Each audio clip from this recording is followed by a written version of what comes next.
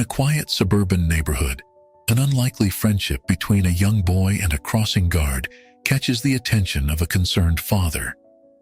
As he investigates, he uncovers a web of wisdom, redemption, and unexpected connections that challenge his perceptions and transform his family. If you love your family and want to listen to amazing and shocking stories, click on subscribe and avoid 20 years of bad luck in your life. Tom leaned against his car, eyes fixed on the school entrance across the street. The final bell had rung 10 minutes ago, but his son Jake was nowhere to be seen. Just as he was about to call out, he spotted the boy's mop of unruly hair bobbing through the crowd of students. But instead of heading towards the car, Jake veered off to the left, approaching the crossing guard's post with a spring in his step. The crossing guard, an older man with salt and pepper hair and a gentle demeanor, greeted Jake with a warm smile. Tom watched as his son's face lit up, launching into what appeared to be an animated conversation. This wasn't the first time he'd noticed this interaction, and a knot of unease tightened in his stomach. As other parents collected their children and the crowd thinned, Jake and the crossing guard, Mr. Wilson, if Tom remembered correctly, remained deep in discussion. Tom glanced at his watch, impatience and curiosity warring within him. What could his 10-year-old son possibly have to talk about with an elderly crossing guard day after day? Finally, after what seemed like an eternity, Jake waved goodbye to Mr. Wilson and jogged over to the car. His cheeks were flushed with excitement, eyes bright as he climbed into the passenger seat. "Hey, buddy," Tom said, trying to keep his tone casual. "What were you and Mr. Wilson chatting about for so long?" Jake shrugged, suddenly evasive. "Oh, you know, just stuff." "What kind of stuff?" Tom pressed, pulling away from the curb. "Just things, grown-up things," Jake mumbled, turning to look out the window. Tom's brow furrowed. Grown-up things? What did that mean? He wanted to push further, but the set of Jake's shoulders told him he wouldn't get anywhere. The rest of the drive home passed in silence, broken only by the soft hum of the radio. That evening, as the family sat down to dinner, Tom tried again. "So, Jake," he began, passing the salad bowl, "you seem to spend a lot of time talking with Mr. Wilson after school. What's so interesting about him?" Jake shrugged again, pushing his peas around his plate. "He's just cool, I guess. He knows a lot of stuff." "What kind of stuff?" Tom's wife, Sarah, chimed in, her interest piqued. "I don't know," Jake muttered. "Just things. Can we talk about something else?" Tom and Sarah exchanged worried glances. Their normally chatty son was being unusually tight-lipped, and it set off alarm bells in Tom's head. What if this Mr. Wilson wasn't as harmless as he seemed? What if he was filling Jake's head with inappropriate ideas or, worse, grooming him for something sinister? The next day, Tom left work early, determined to get to the bottom of this mystery. He parked his car a block away from the school, watching as the final bell rang, and students began pouring out of the building. Right on cue, Jake made a beeline for Mr. Wilson's post. From his vantage point, Tom could see other children approaching the crossing guard as well. Mr. Wilson greeted each one by name, offering high fives and words of encouragement as he helped them safely cross the street. There was something about his demeanor that put Tom slightly at ease. The man genuinely seemed to care about the kids. As the crowd thinned, Jake remained, deep in conversation with Mr. Wilson. Tom strained to hear what they were saying, but they were too far away. He watched as Mr. Wilson's face grew serious, nodding as Jake spoke. Then, to Tom's surprise, the old man reached out and gave Jake's shoulder a comforting squeeze. The gesture was so paternal, so genuinely kind, that Tom felt a pang of, was it jealousy? Guilt? He couldn't quite place the emotion, but it unsettled him. Why was his son confiding in this virtual stranger instead of his own father? As Jake finally said goodbye and started walking towards their usual meeting spot, Tom slumped in his seat, mind racing.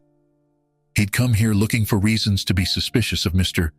Wilson, but instead, he found himself questioning his own relationship with his son. When was the last time he'd really listened to Jake, without judgment or distraction? When had he last offered that kind of comforting touch? Tom started the car, a plan forming in his mind. Tomorrow, rain or shine, he was going to introduce himself to Mr. Wilson. It was time to bridge the gap and understand what made this crossing guard so special in his son's eyes. Little did Tom know, this decision would set in motion a chain of events that would challenge everything he thought he knew about family, friendship, and the power of second chances. As Tom pulled into the driveway that evening, his mind was still churning with thoughts of Jake and Mr. Wilson. He'd always prided himself on being a good father, but now he felt a gnawing doubt. Had he been so wrapped up in work and adult responsibilities that he'd missed something important in his son's life? The next morning dawned gray and drizzly, matching Tom's conflicted mood. He'd told Sarah he needed to go into work late, brushing off her curious look with a vague excuse about a dentist appointment. As he stood in the kitchen, nursing a cup of coffee and staring out at the rain-slicked street, he felt a mix of determination and apprehension. Jake trudged into the kitchen, backpack slung over one shoulder. "Mom said you're driving me to school today," he said, eyeing his father warily. Tom nodded, forcing a smile.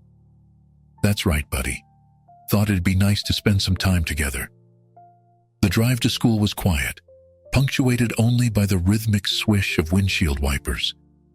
As they approached the crosswalk, Tom could see Mr. Wilson already at his post, yellow raincoat gleaming in the dim light. He pulled over to the curb, a little ways back from the usual drop-off point. "Dad?" Jake asked, confusion evident in his voice. "What are you doing?" Tom took a deep breath. "I thought maybe we could both say hello to Mr. Wilson today. Would that be okay?" Jake hesitated for a moment, then nodded slowly. "Yeah, I guess so." They climbed out of the car, huddling under a shared umbrella as they approached the crosswalk. Mr. Wilson's face lit up when he saw Jake, then quirked into a curious expression as he noticed Tom. "Good morning, Jake," Mr. Wilson called out cheerfully. "And who's this with you today?" Jake shifted uncomfortably. "This is my dad, Mr. Wilson." Tom stepped forward, extending his hand. "Tom Parker. Nice to finally meet you, Mr. Wilson. Jake's told us, well, actually, he hasn't told us much at all about you." Mr. Wilson chuckled, shaking Tom's hand firmly. "Please, call me Frank, and I'm not surprised Jake's been tight-lipped. We have a bit of a pact, don't we, Jake?" Jake nodded, a small smile tugging at his lips. Tom's eyebrows rose. "A pact?" Frank's eyes twinkled. "Nothing sinister, I assure you. Just a little agreement that what we discuss stays between us unless Jake decides to share it. Builds trust, you see." Tom felt a flicker of annoyance, quickly followed by a grudging respect. This man clearly understood something about connecting with kids that Tom had forgotten or never known. "I see," Tom said slowly. "Well, I have to admit, I've been curious about these conversations. Jake seems to really value your friendship." Frank nodded, his expression turning serious. "Jake's a remarkable young man. You should be very proud." "I am," Tom said, surprised by the sudden lump in his throat. He glanced at Jake, who was watching the exchange with wide eyes. Frank seemed to make a decision. "Listen, Tom, why don't you join us for one of our chats? If Jake's okay with it, of course." Jake looked uncertain for a moment, then nodded. "Yeah, that'd be okay." Tom felt a surge of gratitude. "I'd like that, thank you." Frank smiled. "Excellent. Now, Jake, you'd better get to class. We'll continue our discussion this afternoon." As Jake scampered off towards the school building, Frank turned back to Tom. "I finish up here at 4:30. Why don't you come by then? I think you'll find our talks quite enlightening." Tom nodded, a mix of anticipation and nervousness settling in his stomach. "I'll be here." The rest of the day passed in a blur for Tom. He found himself distracted at work, his mind continually drifting back to the upcoming meeting. What exactly did Frank and Jake talk about? And why did his son feel he couldn't share these conversations with his own father? As 4:30 approached, Tom found himself once again pulling up to the school. The rain had tapered off, leaving behind a fresh, clean scent in the air. He spotted Jake and Frank already deep in conversation by the now empty crosswalk. Taking a deep breath, Tom stepped out of the car and walked towards them. As he drew closer, he caught a snippet of their conversation. "And that's why empathy is so important," Frank was saying. "It's not just about being nice. It's about truly trying to understand another person's perspective, even when it's different from your own." Jake nodded seriously.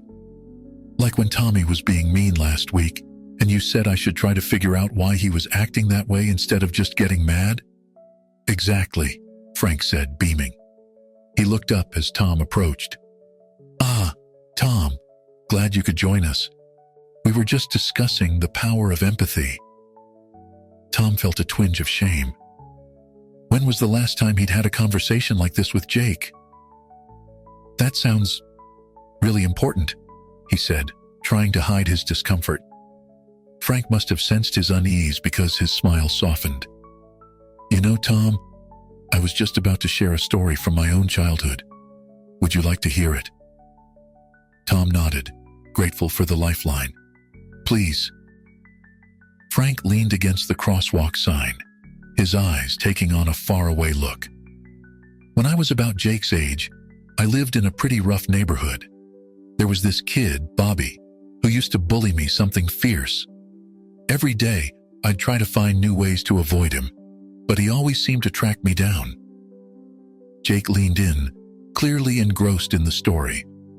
Tom found himself doing the same. "One day," Frank continued, "I'd had enough. I was so angry, I was ready to fight back, consequences be damned, but just as I was about to confront Bobby, I saw something that stopped me in my tracks. He was sitting on the curb, crying his eyes out." Frank paused, his gaze moving between Tom and Jake. "Now, I had a choice to make. I could have walked away, or I could have taken advantage of his vulnerability to get revenge.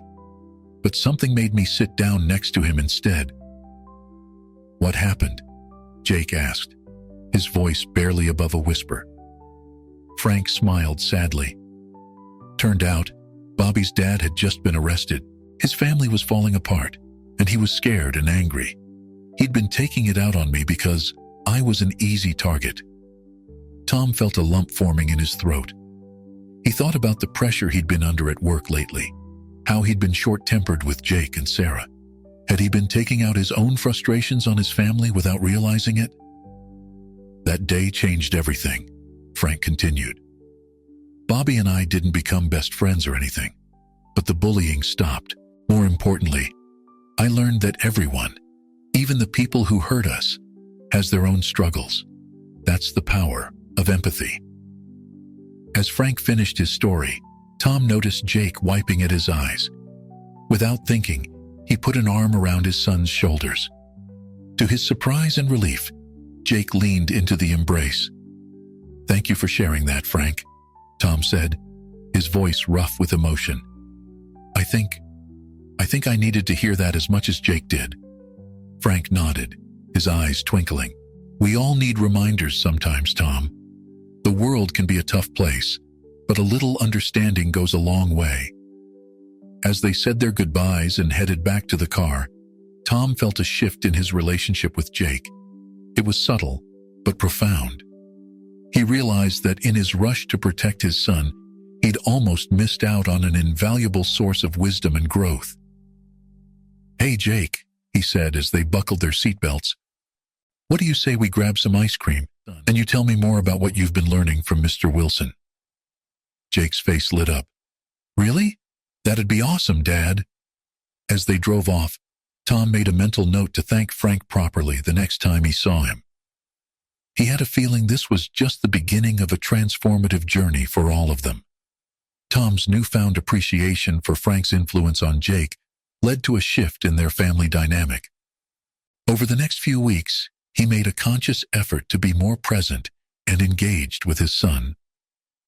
Their after-school ice cream outings became a regular occurrence, providing a relaxed setting for Jake to open up about his conversations with Frank and his experiences at school.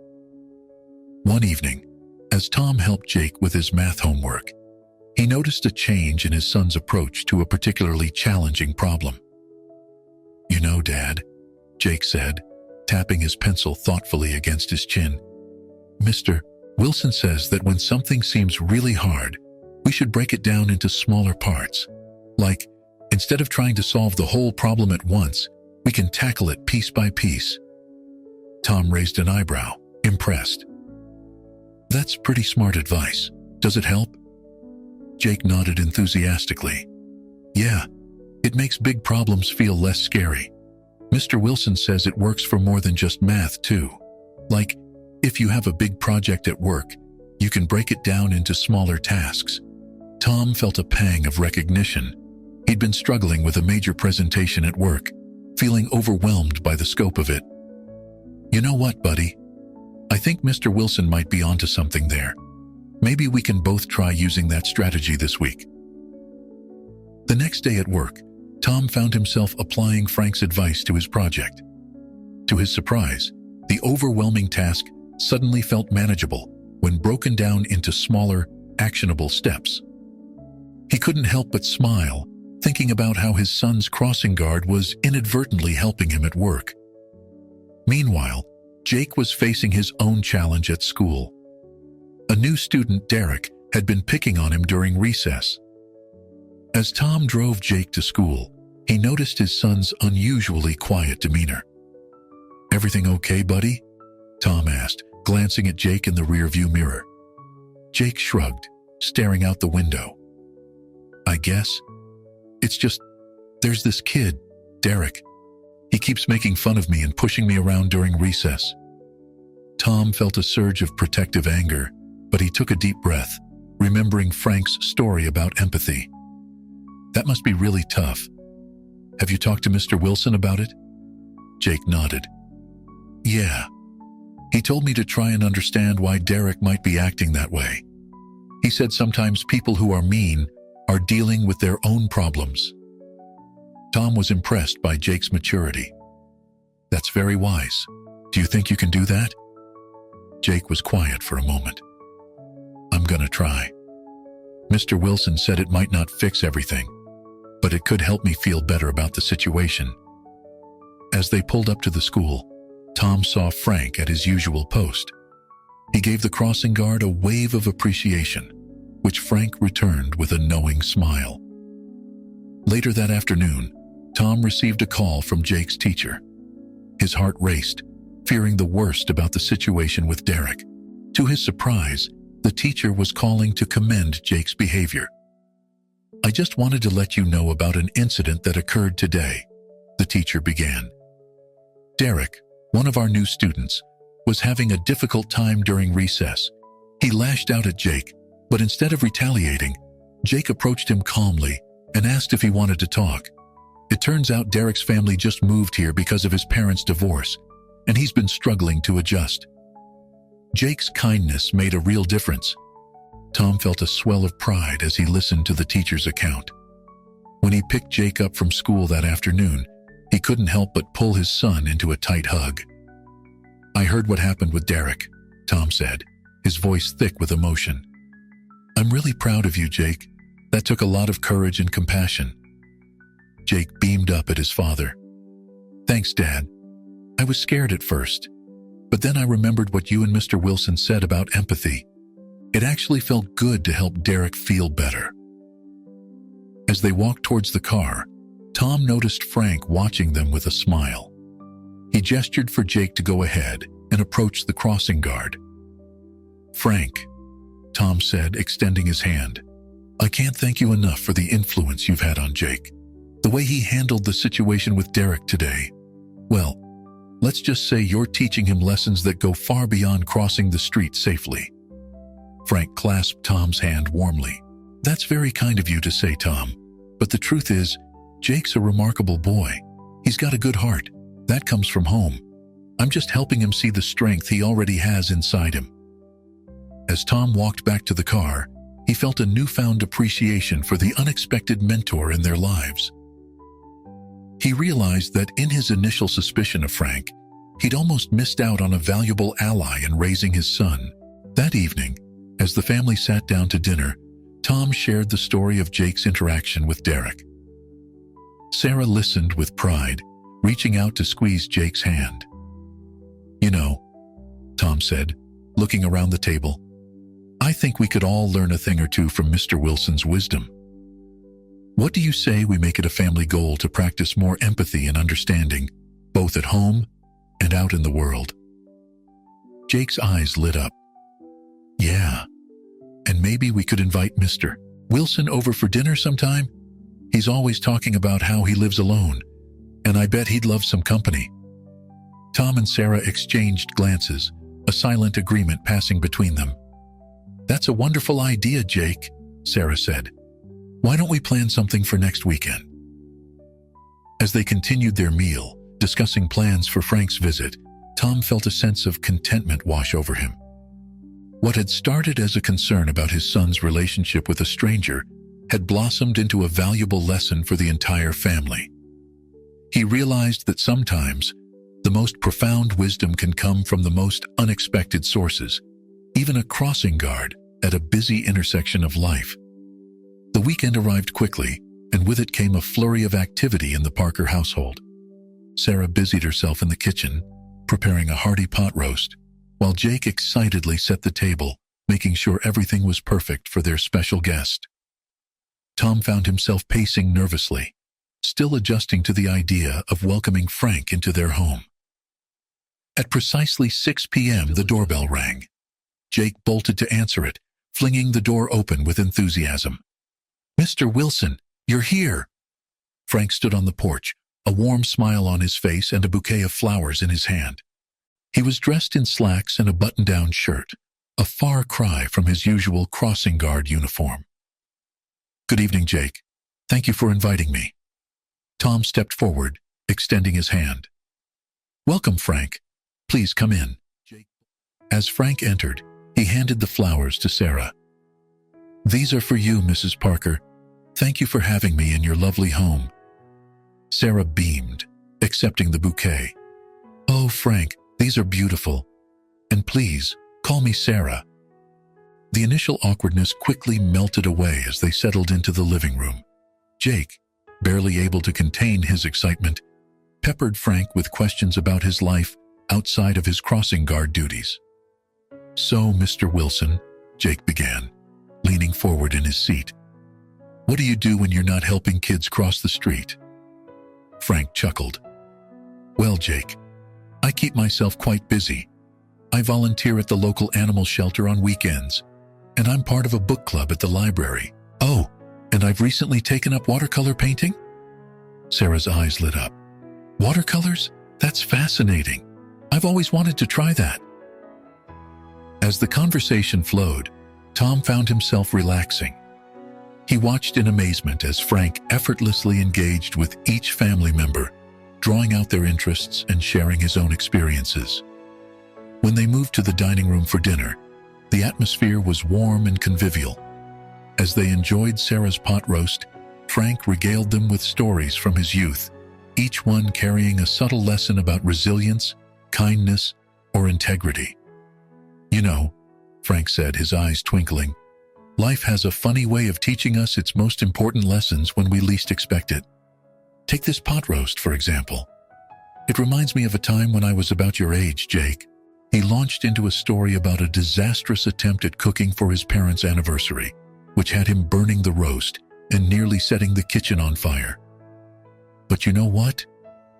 That failure taught me more about perseverance and problem-solving than any success ever could. Sometimes, it's our mistakes that shape us the most." Tom nodded, thinking about his own recent challenges at work. I can relate to that, Frank. I've been struggling with a big project lately, feeling like I'm in over my head. But breaking it down into smaller tasks, like you suggested to Jake, has really helped. Frank smiled. Ah, yes, the old divide and conquer approach. It served me well over the years. You know, Tom, in my experience, most problems in life aren't as insurmountable as they first appear. It's all about perspective and approach. As the evening wore on, Tom found himself opening up more, sharing his own fears and insecurities about parenting and his career. To his surprise, Frank listened without judgment, offering gentle advice and encouragement. Parenting is the hardest job in the world, Frank said, his voice soft with understanding. But from what I've seen, you and Sarah are doing a wonderful job with Jake. He's a kind, thoughtful boy. That doesn't happen by accident.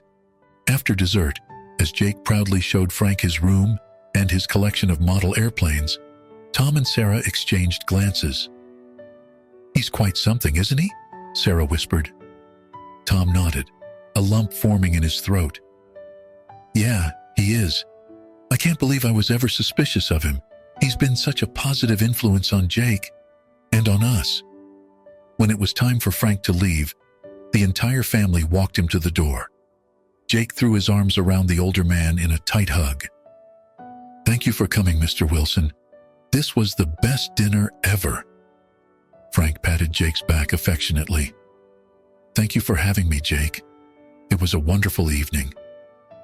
As Frank shook hands with Tom and Sarah, he paused, his expression turning serious. "I want you both to know how much I appreciate you welcoming me into your home. It's been a long time since I've had a family dinner like this." Something in Frank's tone made Tom's heart ache. He realized that despite all the wisdom and joy Frank brought to others, he must have his own share of loneliness. "Frank," Tom said, surprising himself with the words that came next, "you're welcome here anytime. In fact, why don't you join us for Sunday dinners? If you'd like, of course." Frank's eyes widened, a mix of surprise and gratitude crossing his face. I would like that very much, Tom. Thank you." As they watched Frank walk to his car, Sarah slipped her hand into Tom's. "That was a wonderful thing you did, inviting him for regular dinners." Tom squeezed her hand. "It feels right. He's given us so much. It's the least we can do." That night, as Tom tucked Jake into bed, his son looked up at him with sleepy eyes. "Dad, I'm really glad Mr. Wilson is our friend now. He makes everything better, doesn't he?" Tom smiled, ruffling Jake's hair. "He sure does, buddy. He sure does." As he closed Jake's door and headed to his own bedroom, Tom felt a sense of peace wash over him. What had started as a suspicious observation of his son's after-school conversations had blossomed into something beautiful, a friendship that was enriching their entire family. Little did Tom know, this was just the beginning. The lessons they would learn from Frank and the adventures they would share were about to take an unexpected turn, one that would test their newfound bonds and reveal depths to Frank's character that none of them could have anticipated. As the weeks passed, Frank became a regular fixture in the Parker household. Sunday dinners evolved into a cherished tradition, filled with laughter, stories, and the kind of wisdom that could only come from someone who had lived a full and varied life. Tom found himself looking forward to these gatherings, often jotting down questions throughout the week to ask Frank. One particularly sunny Sunday afternoon, as they all sat around the patio table enjoying a barbecue, Jake piped up with an unexpected question. "Mr. Wilson," he began. His fork paused midway to his mouth. "How come you know so much about everything? Were you always a crossing guard?" A flicker of something. Was it sadness? Regret? Passed across Frank's face before his usual warm smile returned. "No, Jake, I wasn't always a crossing guard. In fact, I've had quite a few different jobs in my life." Tom leaned forward, intrigued.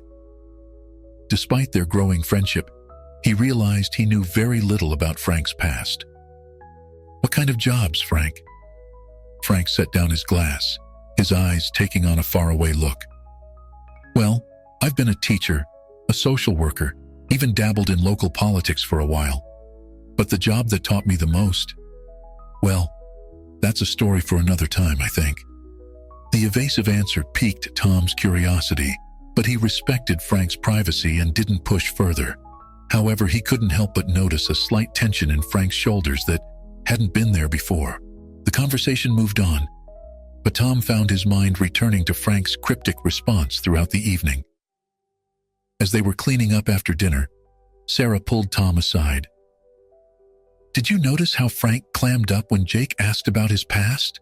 she whispered, concern evident in her voice. Tom nodded. "Yeah, I did. It was odd. He's usually so open with us." Sarah bit her lip. "Do you think there's something he's not telling us?" Before Tom could respond, Jake burst into the kitchen, excitement radiating from him. "Dad! Mom! Mr. Wilson just told me about a special event at school next week. They're having a Community Heroes Day, and he's going to be honored for his work as a crossing guard." Tom and Sarah exchanged surprised glances. "That's wonderful, Jake," Sarah said, smiling. "When is it?" "Next Friday afternoon," Jake replied. "Can we go? Please?" Tom ruffled Jake's hair. "Of course we can, buddy. We wouldn't miss it." As Jake ran off to tell Frank they'd be there, Tom couldn't shake a nagging feeling in the pit of his stomach. Something about this whole situation felt off. But he pushed the thought aside, focusing instead on the pride he felt for Frank and the excitement in Jake's eyes. The next week flew by in a blur of preparations.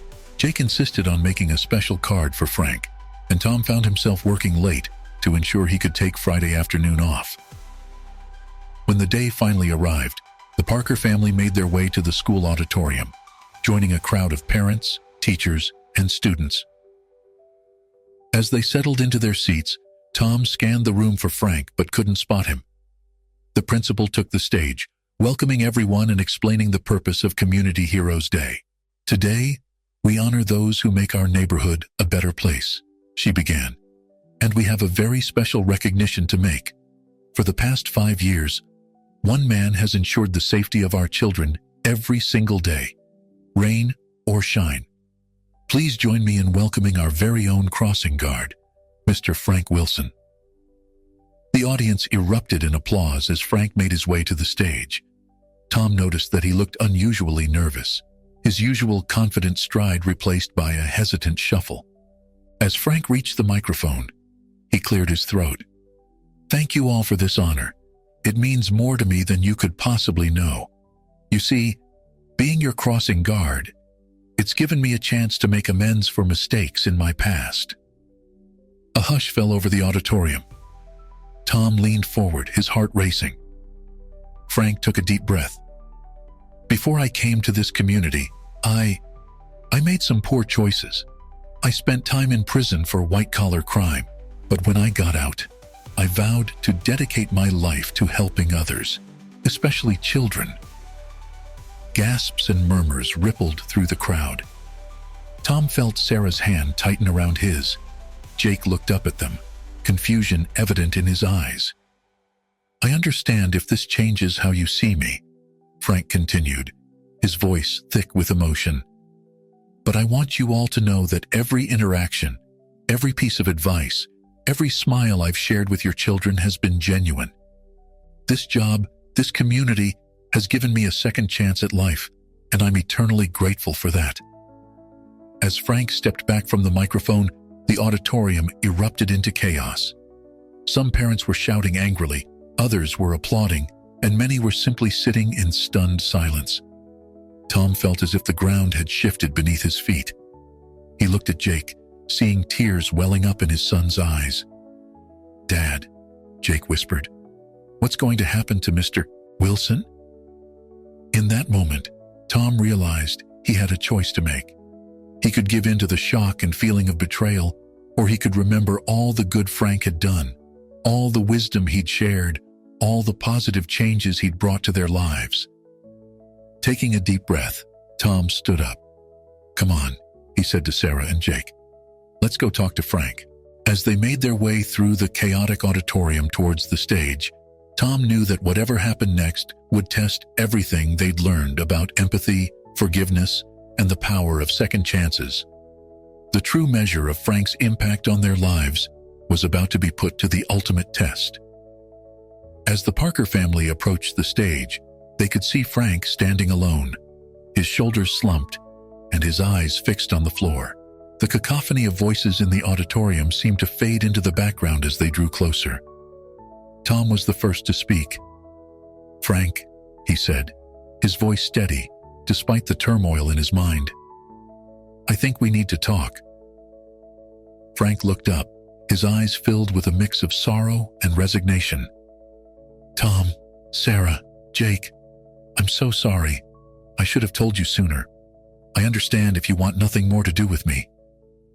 Before Tom could respond, Jake burst forward, throwing his arms around Frank's waist. "Mr. Wilson, I don't care what you did before. You're still my friend, and you've taught me so much. Please don't go away." Frank's eyes welled with tears as he gently patted Jake's back. "Oh, Jake," he murmured, his voice thick with emotion. Sarah stepped forward, placing a hand on Frank's arm. "Frank, we're shocked, yes, but we're here to listen. Can we go somewhere quieter to talk?" Tom nodded in agreement, noticing the hostile glares from some of the other parents. "Let's head to the classroom next door. We can have some privacy there." As they entered the empty classroom, closing the door on the commotion outside, an uneasy silence fell over the group. Frank sank into a chair, looking every bit his age for the first time since they'd known him. "I suppose you have questions," Frank said quietly, his eyes moving between Tom and Sarah. Tom pulled up a chair, sitting across from Frank. "Yes, we do. But first, I want you to know that we're here to listen. We haven't forgotten everything you've done for our family, for Jake.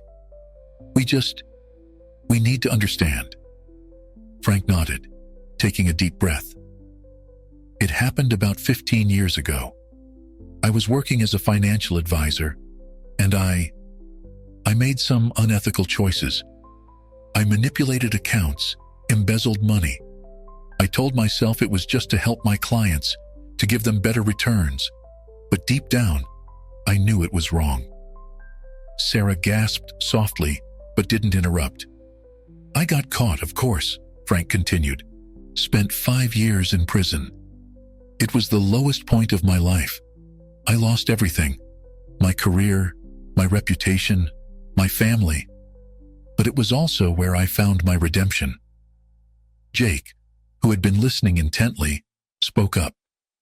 "What do you mean, Mr. Wilson?" Frank's eyes softened as he looked at Jake. "In prison, I started volunteering in the education program, helping other inmates learn to read, to write, to do basic math. For the first time in my life, I felt like I was truly making a difference. When I got out, I knew I wanted to continue helping others, especially children." Tom leaned forward, his brow furrowed. "But why didn't you tell us, Frank? We've shared so much over these past months." Frank sighed heavily. "I was afraid of losing the respect I'd gained, the friendships I'd made. Every time I thought about telling you, I imagined this exact scenario, people turning away from me, judging me for my past mistakes, rather than who I am now." Sarah reached out, taking Frank's hand. "Frank, we're hurt that you didn't trust us enough to share this, but we also understand how difficult it must have been for you to carry this secret." Tom nodded in agreement. "You've taught us so much about empathy and second chances. It would be pretty hypocritical of us to turn our backs on you now, wouldn't it?" Frank looked up, hope flickering in his eyes. "You mean you don't hate me?" Jake, who had been unusually quiet, suddenly spoke up. "Mr. Wilson, Remember when you told me about that bully from your childhood? How understanding his problems helped you stop being angry at him. Well, I think I understand you better now. You made a mistake, but you learned from it and became a better person. Isn't that what really matters? The room fell silent as Frank stared at Jake, awe and gratitude written across his face. Then, to everyone's surprise, he began to laugh, a deep, relieved belly laugh that seemed to release years of pent-up tension. "Oh, Jake," Frank said, wiping tears from his eyes. "You are wise beyond your years. You're absolutely right. That is what matters." Tom felt a weight lift from his chest. He realized that in this moment, they were all learning a powerful lesson about forgiveness, growth, and the complexities of human nature. "Frank," Tom said, his voice firm, "we still have a lot to process, and I'm sure there will be challenges ahead. But as far as we're concerned, you're still part of our family. We'll stand by you." Sarah nodded in agreement. "That's right. And if anyone in this community has a problem with that, they'll have to deal with us." Frank looked at each of them in turn, his eyes brimming with gratitude. "I don't know what to say. You've given me more than I could have ever hoped for. Thank you." As they prepared to face the crowd outside, Tom realized that their journey with Frank was far from over. There would be difficult conversations ahead, both within their family and with the wider community. But he also knew that they had been given a rare opportunity to put their values into practice, to demonstrate the power of forgiveness and the possibility of redemption. With a deep breath, Tom opened the classroom door. Whatever challenges lay ahead, they would face them together, as a family, with Frank by their side. As the Parker family and Frank stepped out of the classroom, they were immediately confronted by a small crowd of parents and school officials who had gathered outside. The principal, looking flustered and uncertain, approached them first. "Mr. Wilson," she began, her voice strained, "I think it's best if you leave the premises for now. We'll need to have a board meeting to discuss your situation." Before Frank could respond, Tom stepped forward. "With all due respect, Principal Hawkins, Frank has been nothing but a positive influence on our children. His past doesn't change the good he's done here." A murmur rippled through the crowd. One angry parent pushed to the front. "How can you say that? He's a criminal. We can't have someone like that around our kids." Sarah, usually the quieter of the two, surprised everyone by speaking up. "Frank served his time and has dedicated his life to helping others since then. Isn't that what we teach our children about redemption and second chances?" Jake, emboldened by his parents' support, added his voice. "Mr. Wilson is the kindest person I know. He teaches us about empathy and understanding every day. Isn't that more important than a mistake he made a long time ago?" The crowd fell silent, many looking thoughtful. Frank, who had been quietly observing, finally spoke. "I understand your concerns," he said, his voice steady. "I made a terrible mistake in my past, and I've spent every day since trying to make amends. I don't expect forgiveness or trust to be given freely. I know I need to earn it, but I ask for the chance to do so." Principal Hawkins looked torn. "We'll need to have a proper discussion about this. For now, let's all go home and cool off. We'll schedule a community meeting for next week to address everyone's concerns." As the crowd dispersed, many still muttering amongst themselves, Tom noticed a few parents approaching Frank with words of support. It wasn't universal acceptance, but it was a start. Over the next week, the Parker household became a hub of activity. Tom and Sarah reached out to other parents, sharing their experiences with Frank and advocating for him to keep his position. Jake, with his parents' permission, started a petition among the students to keep Mr. Wilson as their crossing guard. The night before the community meeting, Frank joined the Parkers for dinner. As they sat around the table, the atmosphere was tense but hopeful. "I can't thank you all enough for what you've done," Frank said, his voice thick with emotion. Whatever happens tomorrow, knowing I have your support means more than I can express." Tom smiled, reaching out to clasp Frank's shoulder. "You've become part of our family, Frank. We stand by family." The next evening, the school gymnasium was packed. As Principal Hawkins called the meeting to order, Tom could feel the tension in the room. For the next 2 hours, parents, teachers, and students took turns speaking. Some expressed concerns and fears, while others shared stories of Frank's positive influence. Jake, nervously clutching his petition, stood up to speak. "Mr. Wilson taught me that everyone deserves a second chance," he said, his voice quavering slightly. "He's shown us what that really means by how he lives his life every day. I have 215 signatures here from kids who want him to stay." As Jake sat down to applause, Frank stood up to address the crowd. "I won't make excuses for my past actions," he began. "What I did was wrong, and I've spent years trying to atone for it. But in doing so, I've found my true calling. Helping these children, being a positive influence in their lives, is not just a job for me. It's my way of making the world a little bit better than I found it." He paused, looking around the room. "I understand if you can't trust me immediately, but I ask for the chance to rebuild that trust, to continue being there for your children, to keep teaching them the values of kindness, empathy, and yes, forgiveness." As Frank sat down, the room erupted in discussion. Principal Hawkins called for a vote. Tom held his breath as hands were raised and counted. After what seemed like an eternity, Principal Hawkins stood up. "By a majority vote, Mr. Wilson will retain his position as crossing guard, with the provision of quarterly reviews." The room filled with a mix of cheers and grumbles. As people began to file out, many stopped to shake Frank's hand or offer words of encouragement. As the Parkers and Frank left the gymnasium, Tom felt a profound sense of pride in his community, in his family, and in Frank. They had faced a difficult situation and chosen compassion over fear, understanding over judgment. "So, Mr. Wilson," Jake said as they walked to the car, "does this mean you'll still be there to talk after school?" Frank chuckled, ruffling Jake's hair.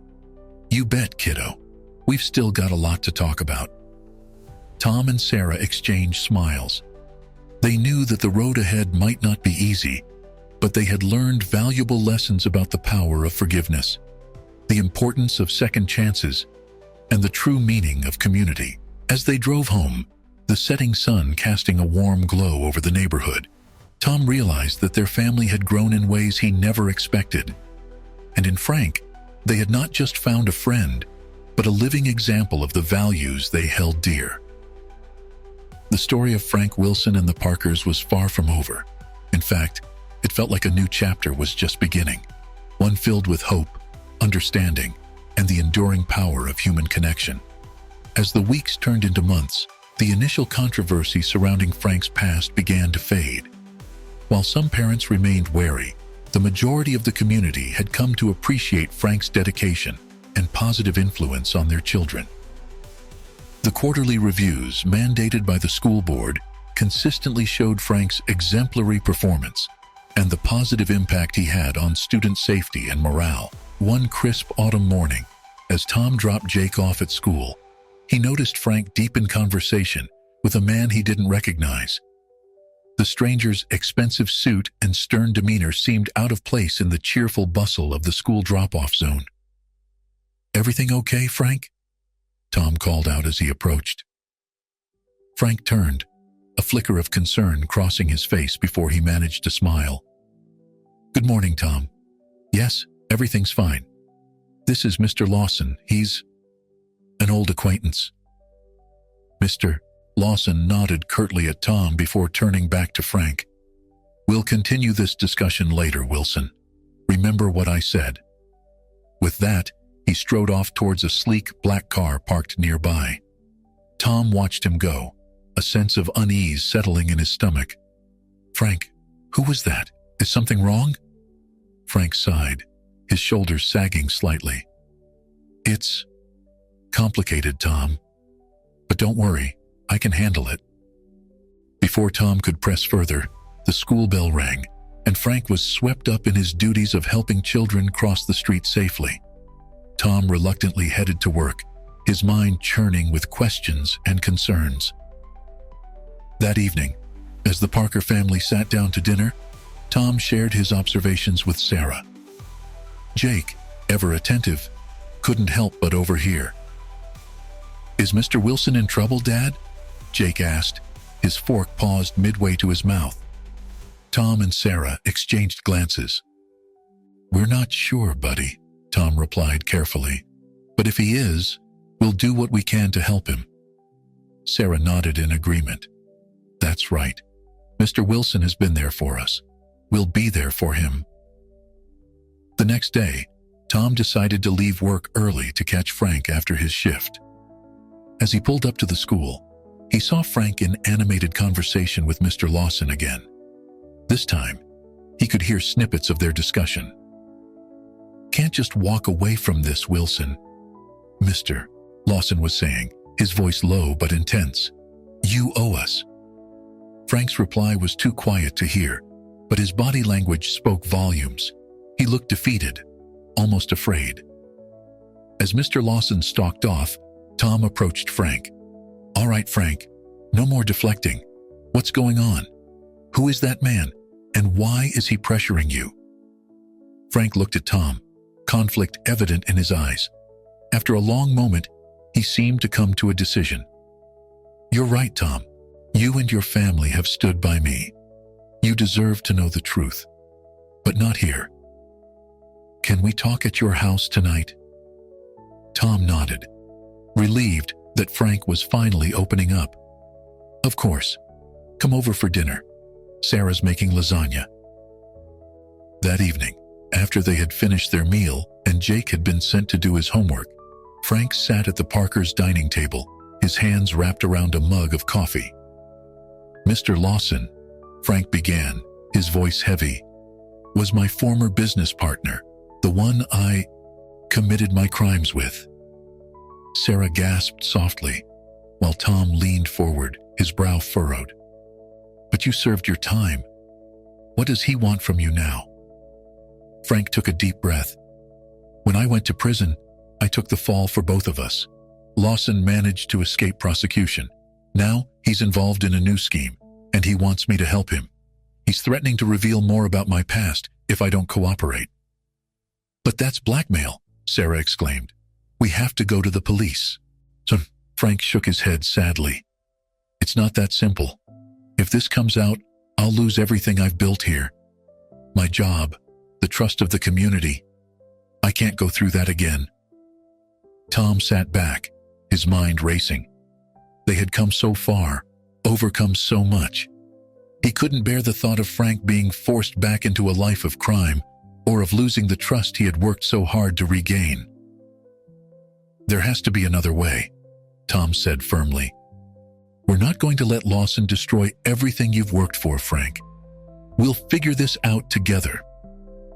As they sat around the table, brainstorming ideas and offering support, Tom realized that they were facing their greatest challenge yet. This wasn't just about Frank anymore. It was about standing up for what was right, protecting their community, and showing Jake what it truly meant to stand by your friends in their darkest hours. Little did they know, this situation would test their bonds, challenge their values, and ultimately lead them on a journey that would change their lives forever. The true meaning of redemption, loyalty, and courage was about to be put to the ultimate test. As the Parkers and Frank sat around the table, the gravity of the situation weighed heavily upon them. Tom's mind raced, trying to find a solution that would protect Frank and uphold the values they all believed in. "Frank," Tom said, leaning forward, "I think we need to know everything. What exactly is Lawson trying to get you involved in?" Frank rubbed his temples, his face etched with worry. "He's running an investment scam, targeting retirees in the community. He wants me to use my position as a trusted figure to bring in new investors. It's despicable." Sarah's eyes widened. That's horrible. We can't let him prey on innocent people. Tom nodded in agreement. Absolutely not. But we also can't let him blackmail you, Frank.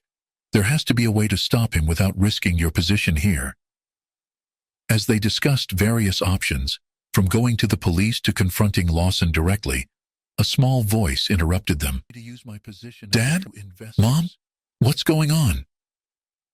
Jake stood in the doorway, concern evident on his young face. The adults exchanged glances, unsure of how much to reveal. Frank, however, made a decision. Jake, he said gently, remember how we talked about making mistakes and trying to make things right? Jake nodded, moving closer. Well, someone from my past is trying to get me to make another mistake, and we're trying to figure out how to stop him. Jake's brow furrowed in concentration. Is it like when Tommy tried to get me to cheat on the math test, even though I knew it was wrong? Frank smiled sadly. Something like that, yes. But the consequences are much bigger. Jake thought for a moment, then said with surprising conviction, then we have to stop him. Mr. Wilson, you taught me that doing the right thing isn't always easy, but it's always important. Tom and Sarah looked at their son with a mixture of pride and amazement. Even in this complex situation, Jake's simple, earnest perspective cut through to the heart of the matter. You're right, Jake, Tom said, ruffling his son's hair. We do need to stop him, and we're going to do it the right way. Over the next few days, the Parkers and Frank formulated a plan. They decided to gather evidence of Lawson's scheme without directly involving Frank. Tom reached out to a friend who worked as a private investigator, while Sarah used her skills as a freelance writer to create a fake identity as a potential investor. As they worked, Frank continued his duties as a crossing guard, all the while fending off Lawson's increasingly aggressive demands.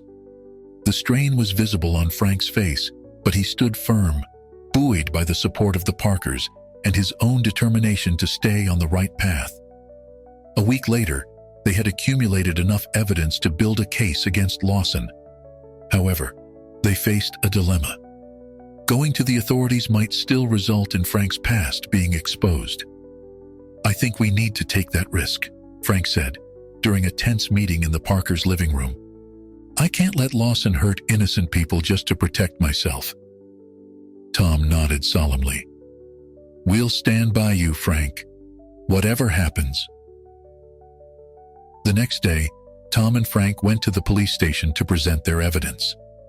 As they sat in the detective's office, explaining the situation, Frank's hands trembled slightly, but his voice remained steady. Detective Rodriguez listened intently, her expression grave. This is serious stuff, gentlemen. Mr. Wilson, you understand that by bringing this to us, you're also exposing your own past? Frank nodded. I do. But it's the right thing to do. The detective's face softened slightly. Your honesty is commendable. Let me make some calls. We might be able to work something out. As they waited, Tom placed a reassuring hand on Frank's shoulder. Whatever happens, you've done the right thing. We're proud of you, Frank. Hours later, they emerged from the police station, exhausted but relieved. Detective Rodriguez had agreed to focus the investigation on Lawson's current crimes, using Frank as a confidential informant. While it didn't guarantee Frank's past would remain secret, it offered some protection. Over the next few weeks, the investigation progressed. Lawson was eventually arrested, and the story broke in the local news. While there was mention of an anonymous tipster with a questionable past, Frank's name was kept out of the reports.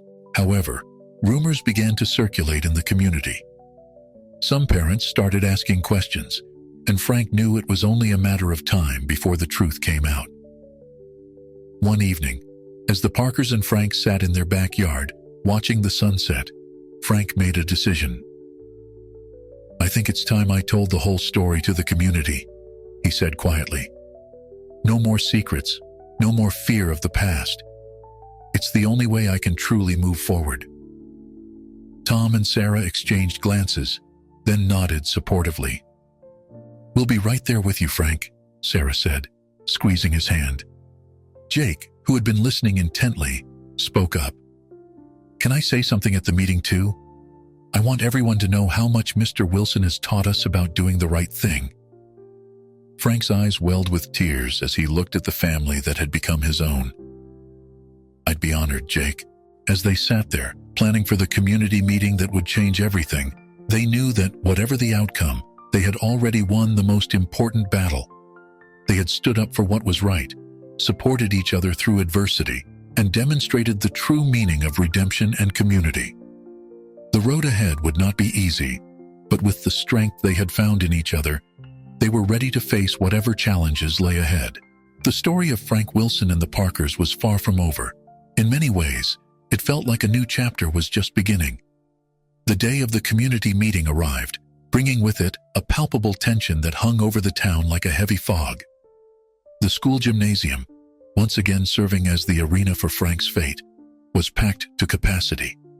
Whispers and speculative glances bounced around the room as people filed in, their curiosity piqued by the vague but urgent invitation they'd received. Tom, Sarah, and Jake sat in the front row, a united front of support for Frank, who stood nervously by the podium. Principal Hawkins called the meeting to order, her voice cutting through the murmur of the crowd. "Thank you all for coming," she began, her tone measured.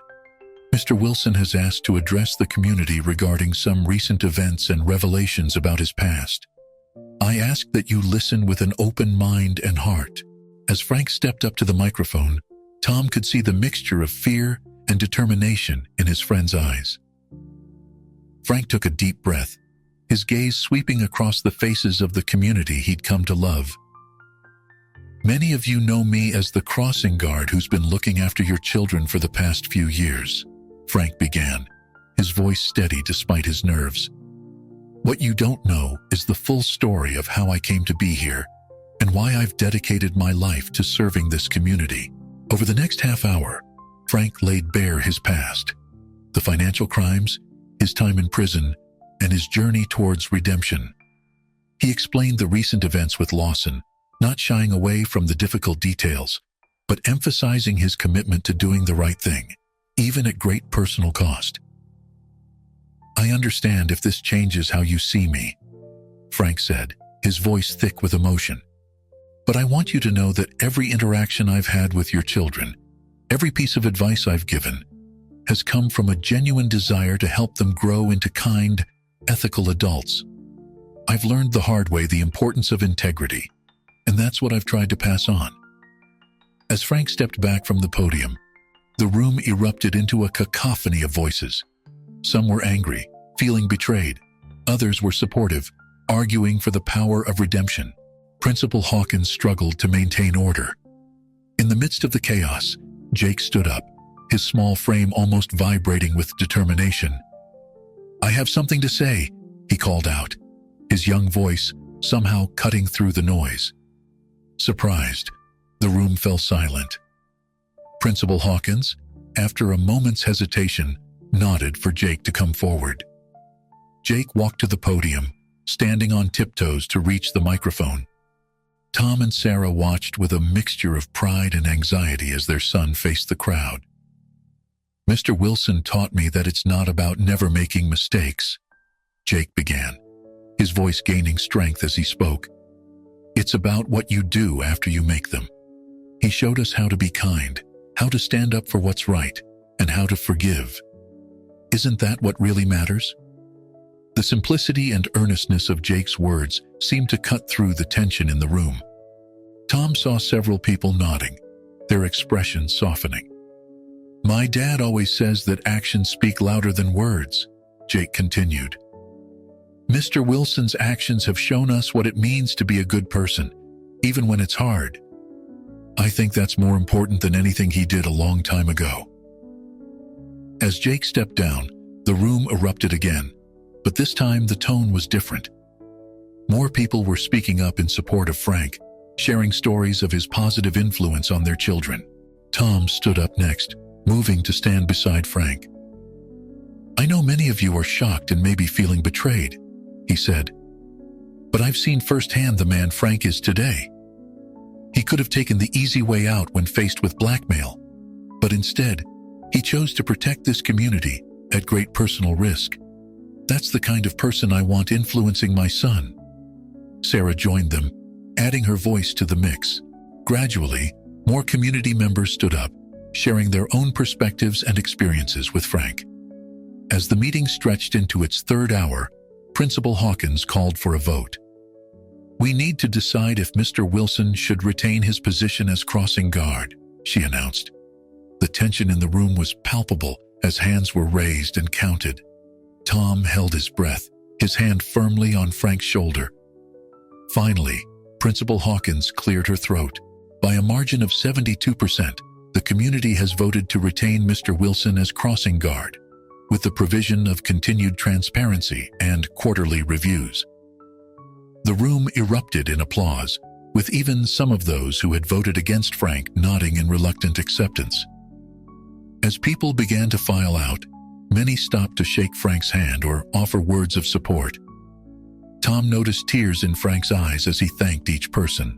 Later that night, as the Parkers and Frank sat in their backyard, emotionally drained but relieved, Frank turned to them with a smile. "I don't know how to thank you all," he said, his voice thick with emotion.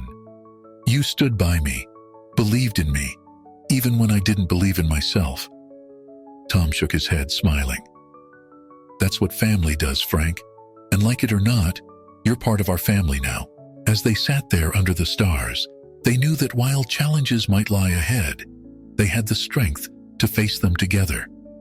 The story of Frank Wilson and the Parkers had taken an unexpected turn, but in doing so, it had revealed the true power of redemption, forgiveness, and community.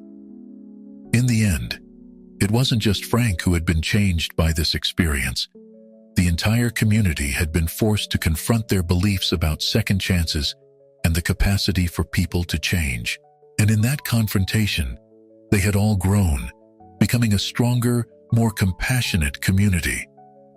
As Jake drifted off to sleep in his mother's arms, Tom realized that this wasn't the end of their story.